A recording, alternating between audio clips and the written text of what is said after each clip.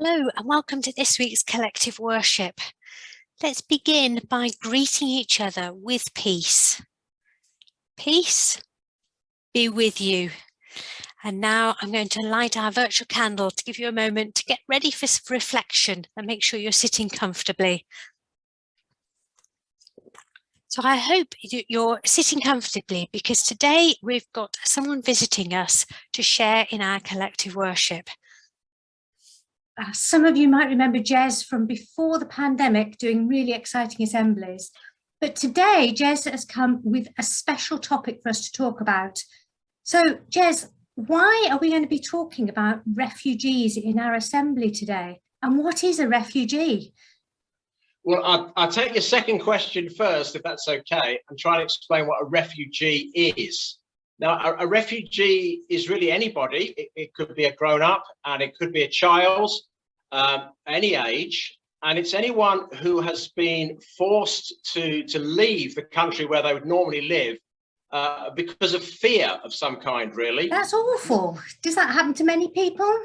Well, yes, it sadly does. I mean, if you watch the news at all, you'll be aware of many places in the world just now where there are wars or indeed where there are governments that are trying to control what their people think or say or believe in their hearts. Now, any family, any children who are trying to escape from the danger of war or from a place where they feel that their government may do them bad harm, they're obviously going to try and escape, and they may leave their country. And if they leave their country and come to somewhere else, often to the United Kingdom or to parts of Europe, then that is what a refugee is. And then you said, well, you know, why are we talking about refugees just now in assembly? And that's just because this week, starting on Monday, yesterday, this is considered to be Refugee Week in the United Kingdom.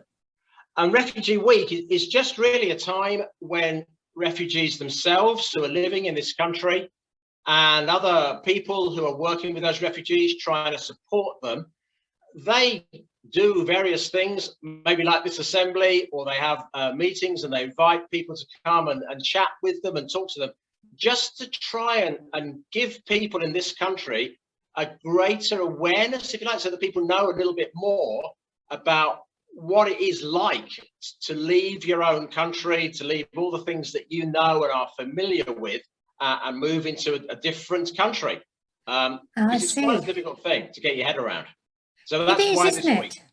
It is. So, if people might have read in the papers or heard on the internet that refugees are not very nice and they shouldn't be coming here.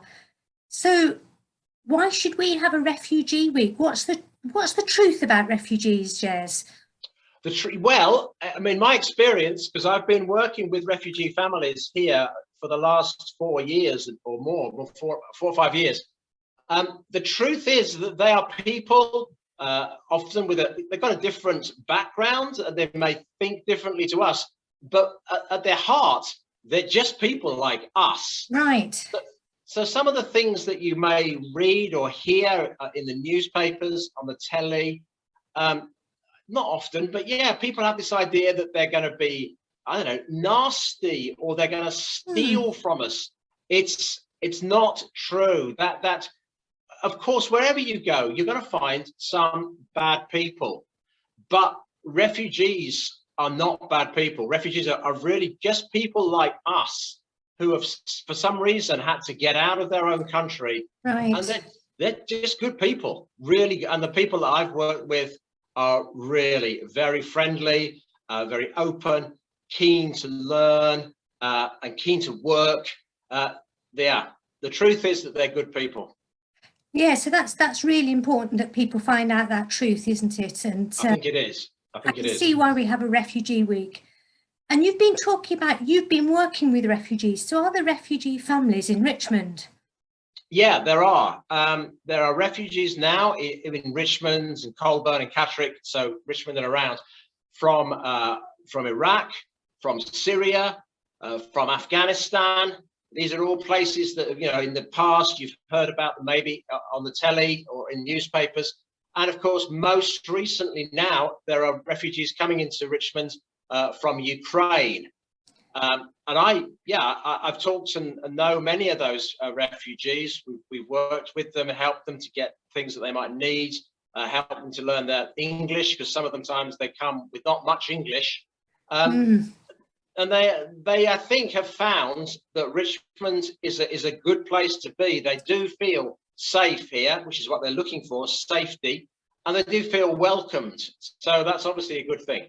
Oh, that's lovely to hear that they feel safe and welcomed in Richmond. And it must be really hard to learn a different language. I'm rubbish at it. I've never learned a different language. Yeah. That must make life very difficult. I think it does. Obviously it does, but it's amazing how well and how quickly many of them have picked up English, from starting maybe with just a little basic few words, but now many of them have got jobs and are working in English. So they have learned very well. Now, I know I always tell a Bible story in collective worship. So are there any stories about refugees in the Bible?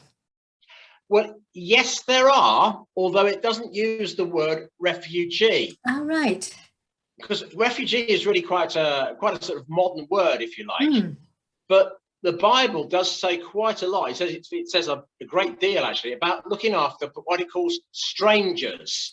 Right. Now, so a stranger is just somebody who doesn't come from your country, but maybe has come for any number of reasons. They may have come to your country. And in the Bible, God says a great deal to his people about looking after a stranger and making sure they're cared for. So God definitely tells us that we've got to be caring for strangers. But about a story, you may be surprised to hear that the Christmas story itself, when Jesus is born, and we know all the story, we think we know the story about, the angels and the wise men and the shepherds. Yes. That actually has a bit, quite an important bit, about refugee family. I mean, if you remember the story, that there's probably three, we don't know, but probably the wise men, they come looking for Jesus. And if you remember, they turn up first in Jerusalem and they speak to King. They got it wrong, hadn't they? Yeah, they weren't sure where they should go. So they go to the king, to King Herod, and they ask him where they're going to find the baby Jesus. And if you remember, Herod said, well, he doesn't know, but he gets his wise folk together and they say, well, maybe it says in the old words that possibly you should go to Bethlehem. And so what happens then, if you remember, Herod says, right, off you go to Bethlehem and see if you can find Jesus. And he says to them, and when you've found him and given him your gifts or whatever you want to do, and you've worshipped him, then do come back to Jerusalem and tell me where he is. Oh, and so Herod he wanted to see Jesus too then? Yeah, well, you see, he says he wants to go and see Jesus and worship him, apparently. But in fact, Herod doesn't want to go and worship Jesus. Herod's actually very wary. He doesn't like this idea of a newborn king arriving in his country. And so the plan in Herod's head is he wants to go and find Jesus and basically get rid of him. Now, what happens, of course, is that the wise men, they go to Bethlehem and they find Jesus. Yeah. But then they have a dream. God gives them this message through a dream. And he says, no, you don't go back to Jerusalem. Don't go back to Herod, but go back to your countries by a different route. And so that's what they do. They don't go back. So Jesus was safe then. So where did the refugees come into this? Well, okay. So but you see, Jesus still isn't really safe, because Herod at that point, when he realizes the wise men aren't coming back and he's been tricked, the king Herod, he sends his troops, his army really, into Bethlehem in order to search for all the baby boys, anybody that's less than 2 years old, any small babies. It's terrifying. It's horrible. And of course, we don't often talk about that in the Christmas story, but it's there. Right. Now, but what happens, though, is that God also gives Joseph a dream, the same way as the wise men get a dream. Right. Also, Joseph gets this dream, warning him of what the danger could be. And he's told in this dream that he's got to take Mary and Jesus, the baby, and get out of Israel and go to another country. In this case, they have to go to Egypt. And so that's what he does. He takes Mary and Jesus, and they go out south, out of Israel, and they go to Egypt. And they live there. We're told that they just live in Egypt until Herod the king in Israel dies. Naturally, he just comes to the end of his reign, and he's finished. And that's when it's safe for them to go back, which they do. They go back to Israel, and they end up living in Nazareth. And so, of course, we hear about Jesus growing up in Nazareth. But really, then, Joseph and Mary and Jesus are exactly like a refugee family today. They're frightened. Of course, they're frightened of living in their own country. And so they leave and go to a different place. Yes, so they really did have the same experience that many of the refugees that come to this country have had, of war and being afraid and having to leave everything behind them. Exactly. And in their case, it wasn't war, but it was a really dangerous threat that the government or the king didn't like what they were. They didn't like what their ideas may be, and so they just had to go. So yeah, it's exactly like many refugees today. And his family were familiar with what it is to have to go to a completely different place. So yeah, there it is. It's there in the Bible. So I wonder how we can help refugees. Should we try and help people who are refugees? Yes is the answer to that. I mean, most definitely. We do. I mean, again, it goes back to what God says about looking after and caring for strangers.